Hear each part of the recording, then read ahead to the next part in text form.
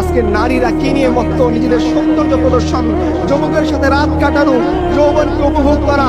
উম্মতে মুহাম্মদী, উম্মতে মুসলিমান নারী, আরে তোমরা শোনো, রাসূলুল্লাহ সাল্লাল্লাহু আলাইহি ওয়াসাল্লামের স্ত্রী আমাদের আম্মা জান আয়েশা রাদিয়াল্লাহু আনহা বলছেন যে যখন আমার ঘরে আমার রাসূল, আমার স্বামী আল্লাহ রাসূলের কবর ছিল, আমার পিতা আবু বকরের কবর ছিল, আমি পোশাক যতটুকু খুললেই নয় অতটুকু খুলতাম। যেদিন আমার ঘরে ওমর ফারুকের কবর দেওয়া হয়েছে, এরপর থেকে এই ঘরে আমি কোনো পর্দা লঙ্ঘন করিনি, কারণ এইখানে ওমর ফারুকের কবর আছে।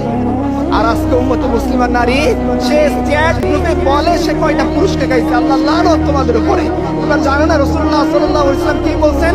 তিনি বলছেন এমন একদল নারী আসবে যাদেরকে আমি দেখিনি, তারা পোশাক পরা সত্ত্বেও উলঙ্গ থাকবে, তারা জান্নাতে যাবে তো যাবে না, জান্নাতের ঘ্রাণও পাবে না।